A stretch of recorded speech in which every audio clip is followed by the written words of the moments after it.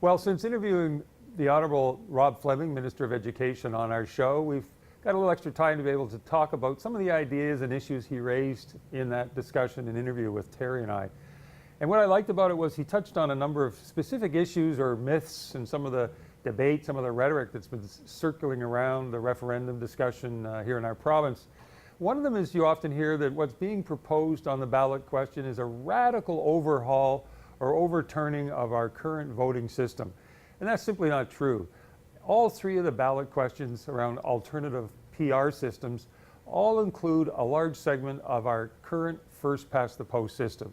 So if you're thinking about voting yes to change, be reassured that whatever the change may be, there still will be a large component of what's called the plurality or first-past-the-post system. In other words, there's still going to be local ridings with local MLAs where you can vote, and the winner in that particular local riding will be the person who gets the most votes, which is exactly the system we have now.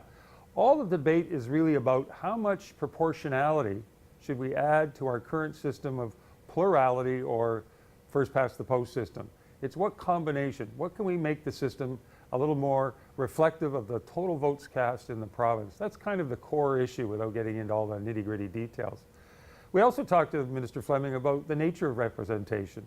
And again, some of the rhetoric you're hearing perhaps is that the options in the referendum are all going to reduce or eliminate the local representation. Well, that's, again, not true.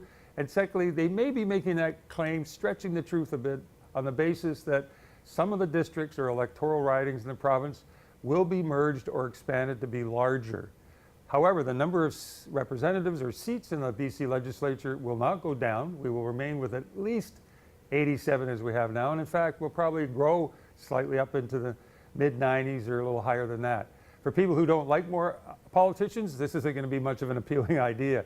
But for people being told that this is going to reduce drastically or significantly the level and nature of representation in the legislature, again, it's simply not true.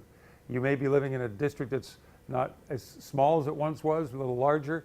But again, for those living in rural and northern remote areas, you may be hearing that you're going to lose your voice or lose your representation in the BC legislature. Again, the options look at maintaining strong regional representation throughout the province. And whether it's the mixed member system or the rural urban or the double member, all of them in different ways try to address this concern that regional representation will remain a major feature in the BC legislature. We also talked about the nature and tone of politics in the province and asked Minister Fleming what he thought about that.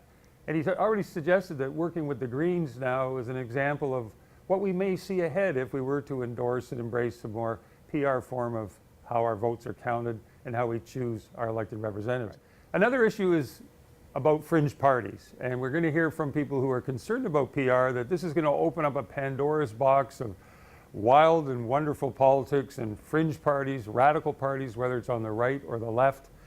And again, we had that discussion with Minister Fleming, and what he pointed out, which is true around the world, is that you put in a threshold, and what's being proposed here in BC in the referendum is a minimum of 5% of the popular vote province-wide. And that's important because even though seats may be awarded on a local basis and a regional basis under PR, you have to get sufficient support across the entire province to get that 5% vote. Now, in the recent elections, what party's been getting more than 5%? The Green Party. But most of the time, they were getting 7, 8, 10%, winning no seats. And so the probability of a whole host of new parties running and garnering 5 or 6 or 10% is very unlikely. And even if they do, they would probably get 1, 2, or 3 seats. This is not going to be a dramatic shift away from BC Liberals or the NDP or perhaps even arguably the Green Party. So look around the world and we look at other countries and jurisdictions that are using the systems that are on the ballot, whether that's New Zealand or the Scottish Parliament or Germany or the Welsh Assembly. You can see that fringe parties are not that serious an issue.